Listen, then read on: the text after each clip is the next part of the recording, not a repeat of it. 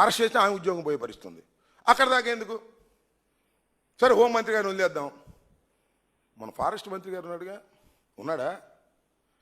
హైదరాబాద్లో ఉన్నాడా? ఇక్కడ ఉన్నాడా? హైదరాబాద్లో ఉన్నాడా? షూటింగ్లో ఉన్నాడు. అది షూటింగ్లో ఉన్నా సరేలే, అది వేరే విషయం.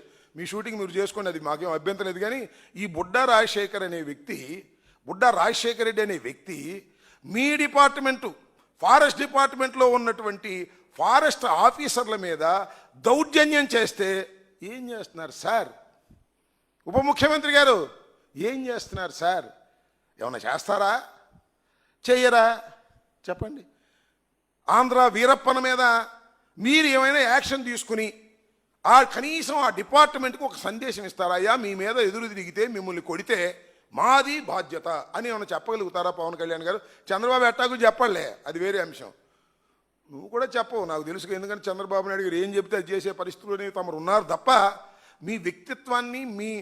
మీ వ్యక్తిత్వాన్ని కాపాడుకునే పరిస్థితిలో మీరు లేరు. పులివెందుల ఒంటిమిట్ట ఎన్నికల గురించి ముందే మాట్లాడరు, అయిపోయిన తర్వాత బ్రహ్మాండంగా జరిగింది, అద్భుతంగా జరిగింది, అది రాసి ఇస్తే చదివి వెళ్ళిపోతారు. బిఆర్ నాయుడు గారు చైర్మన్గా ఉన్నప్పుడే మొన్నే తొక్కిసలాట్లో 6 చచ్చిపోతే దీని క్షమాపణ చెప్పని పాపం బిఆర్ నాయుడు అడిగారు. మీరు నేను చెప్పను బొమ్మన్నాడు, గుర్తుందిగా? బిఆర్ నాయుడు డోంట్ కేర్, చెప్తే వస్తారా చచ్చిపోయినాడు, ఏం చెప్పాల్సిన బొమ్మన్నాడు. ఎవరో చెప్పంటే చెబుతామా అన్నాడు. అది మీ పరిస్థితి అనే విషయాన్ని దయచేసి గుర్తుపెట్టుకోమని ఈ సందర్భంగా చెప్పదలుచుకున్నాను.